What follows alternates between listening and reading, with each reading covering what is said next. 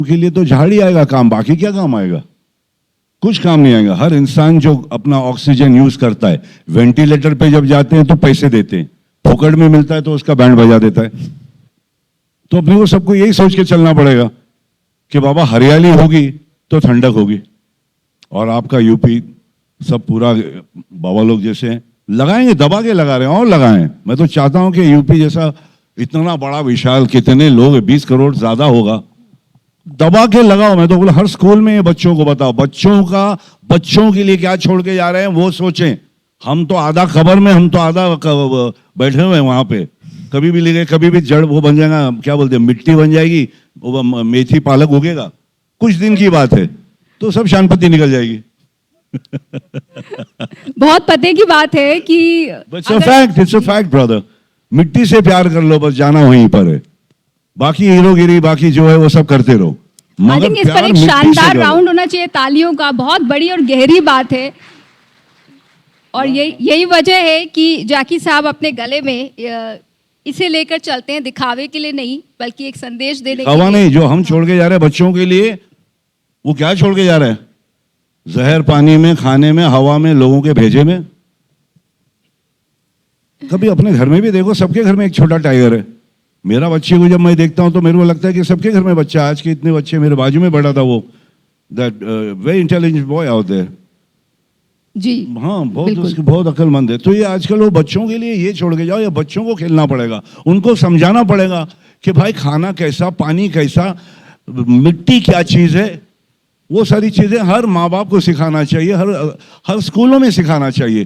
कुछ नहीं जाता सिखाने में।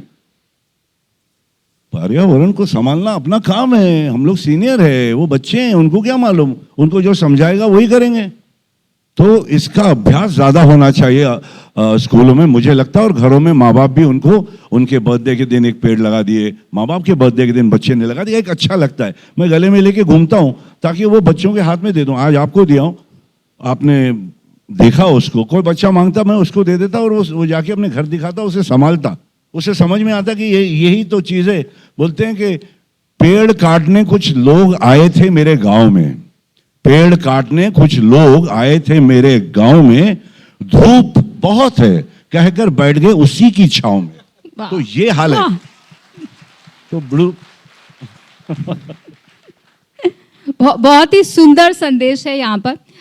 मैं मनीष से पूछना चाहती हूँ, मनीष, आपने जो अवार्ड विनिंग फिल्में बनाई हैं, जैसे नेशनल अवार्ड्स भी मिले हैं, इंटरनेशनल अवार्ड्स भी मिले हैं, उसमें बच्चों का थीम काफ़ी देखा गया है, चाहे वो डह हो, चाहे वो गांधी वाली मूवी हो।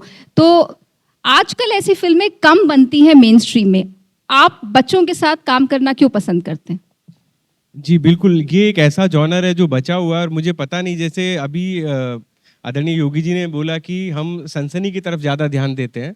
मैं फिल्म को और फूड को आप एक रिलेट करके बताता हूँ। जैसे कई फिल्में होती है जिसको जंक फूड की तरह माना जाता है, जो मसालेदार होती है, टेस्टी होती है, खाने में मजा आता है, लेकिन अंदर 100 करोड़ वाली, जितने भी करोड़ वाली लेकिन अंदर जाके जो नुकसान करती है वो लॉन्ग टर्म नुकसान होता है। मेरी हमेशा से कोशिश रही थी कि क्यों ना ऐसी फिल्में बनाए जिनमें ज़्यादा विलेन ना हो, ऐसी फिल्में बनाए जिनमें बच्चों को कुछ सीखने को मिले। और एक मेरा मानना ऐसा है कि माँ सरस्वती ने हमें आशीर्वाद दिया है कि हम सोशल कम्युनिकेटर हैं, हम कम्युनिकेट कर सकते हैं सोसाइटी के साथ।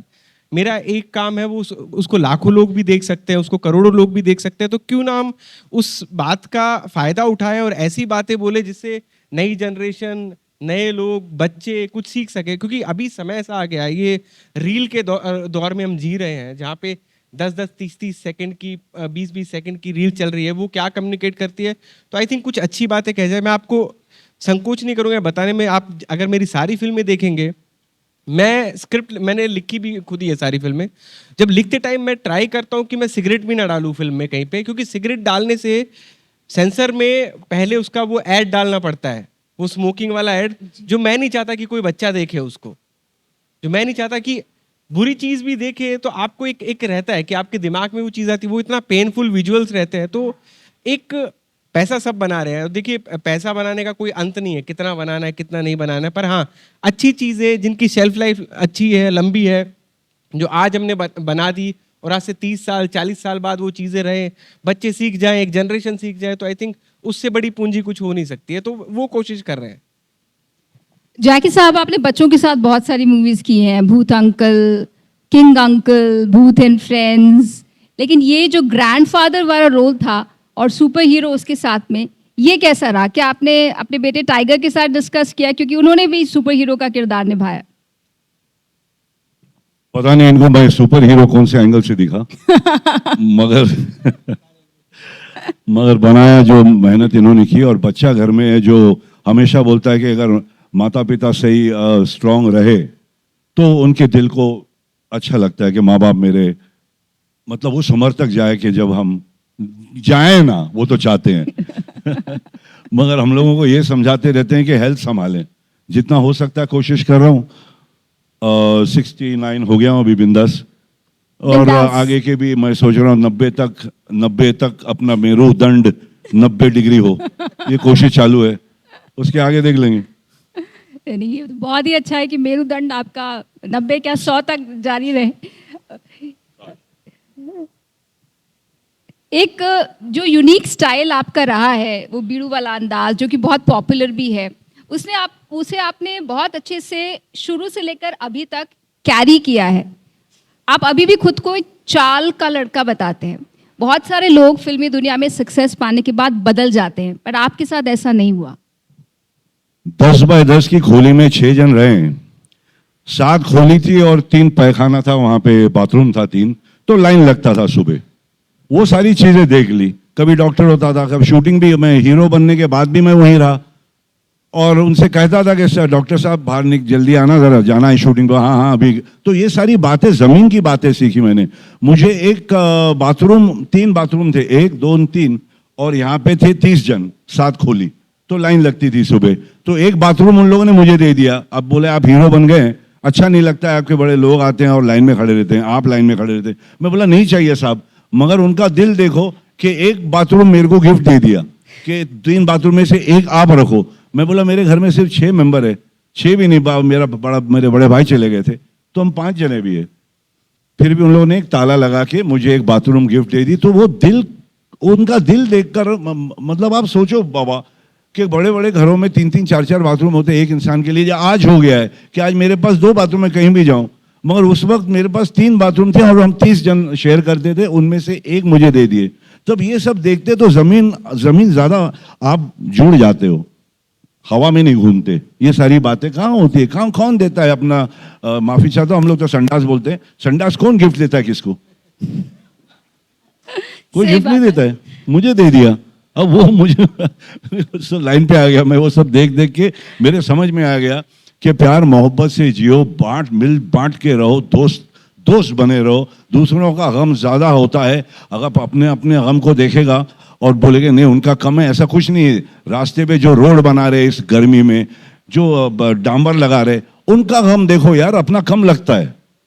सब यानी सबको हेल्प करो, हाथ बढ़ाओ, कोई फर्क नहीं पड़ता, कोई घेरा उठाओ, केले के छिलके क्या पर। बात है, क्या बात। ये हकीकत है दोस्त, अपने बच्चों को ये सब सिखाते हैं। कोई केले के छिलके पे गिर गया तो कोई हंसते हैं और कोई उठाता है, तो उठाने वालों में से रहो ना, हंसने वाले तो बहुत है बड़ू।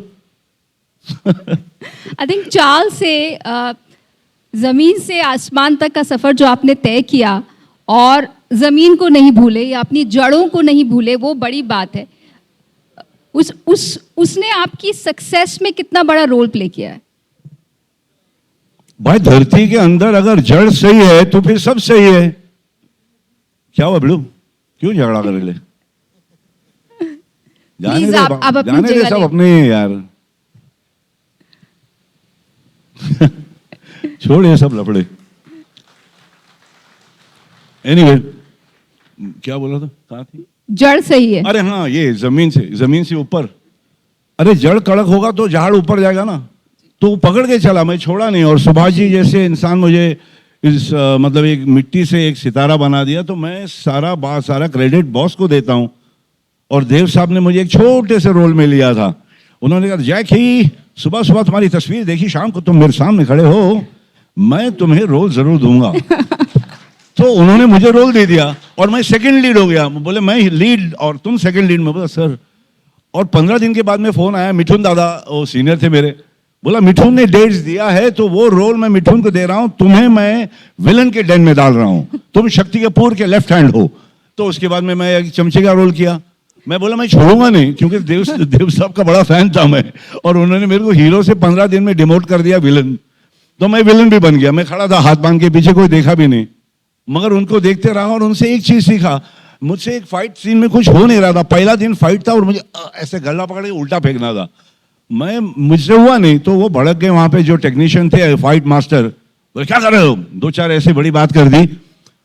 देव साहब ने बोला टेक इट इजी, नया लड़का है सीख जाएगा, उसे सिखाओ, चिल्लाओ मत उस पर। तो ये इतने बड़े इंसान जिसको मैं प्यार करता था चाली में रहकर, वो मेरे को सपोर्ट कर रहा है, जो एक नया लड़का है जिससे काम नहीं हो रहा है, बोले उसे सिखाओ, वो सीखेगा, चिल्लाओ मत उस पर। तो ये सारी बातें मैं सीखकर आज वही करता हूँ। सबके बच्चे मुझे अपने ही लगते। मेरा टाइगर जो है, मैं चाहता हूं कि उसको भी कोई चिल्लाए नहीं, मैं नहीं किसी पे चिल्लाता हूं, मैं उन बच्चों को वही प्यार देता हूं जो मैंने सीखा वहां पर। तो पुरानी बातों के, पुराने लोगों की बातों को समझो। जेन ज़ी हैं, आजकल के बच्चे आगे बढ़ रहे हैं, उनका एक बोलने का अंदाज अलग है, मगर माता पिता की बात को फॉलो करना बड़ा इंपॉर्टेंट है बॉस। और बड़ों को इज्जत दो और बड़ों से सीखो और आगे बढ़ो। आई थिंक आपकी परवरिश में वो बात झलकती है, क्योंकि टाइगर आपकी बहुत इज्जत करता है, आपका बेटा आपके अपने पेरेंट्स की बहुत इज्जत करता है। ये एक क्या कोइंसिडेंस है, संयोग है कि आपकी बड़ी फिल्म हीरो थी और उसकी पहली फिल्म हीरोपंती थी, या डिफॉल्ट या डिजाइन? लिखकर भेजा है सब चीजें यार। चाली में बैठ के हीरो बन गया मैं, कहाँ मेरे को मालूम था, मैंने तो सपना भी नहीं देखा था। हाँ, मेरे पिताजी जो एस्ट्रोलॉजर थे, वो पंडित जी एस्ट्रोलॉजर थे, और मैं 11वीं पास किया मुश्किल से, और 12वीं में बोला पैसे कॉलेज के हैं ही नहीं, तो मैंने पिताजी से कहा पापा मैं कॉलेज नहीं करना चाहता। तो कोई दूसरा पिताजी होता तो शायद लाफा मारता, बोले बेटे डिग्री इंपॉर्टेंट है, करो, ये हकीकत है। मैंने किया नहीं, वो बोला तू हीरो बनेगा। तो उन्होंने मेरा चार्ट देखा था, कुंडली देखी थी, और कुंडली में लिखा था कि मेरा जुपिटर वीनस, मतलब बोले बेटा 2 कदम आगे जाएगा 1 कदम पीछे, मगर हमेशा 1 कदम आगे रहोगे, मगर बनोगे हीरो तुम। जो मैं बन गया। तो मैं अपने पिताजी की बात जो बोली थी वो हो गया, वरना तो मैं काम कर रहा था ट्रैवल एजेंसी में, मुझे कुक बनना था, मुझे खाना बनाने का बहुत शौक है। तो वो सारी चीजें मैंने अप्लाई की, मुझे कहीं भी नौकरी नहीं मिली, मगर आहिस्ता आहिस्ता रास्ते पे किसी ने देख लिया और मुझे कहा कि तुम मॉडलिंग क्यों नहीं करते। तो मतलब क्या होता है, बोला तुम्हारे फोटो लेंगे, अगर पास हो गया तो तुम्हें पैसे देंगे। मैं बोला मेरा फोटो लेके मुझे पैसे देंगे? बोले ये काम यार मुझे चाहिए। तो वही हुआ।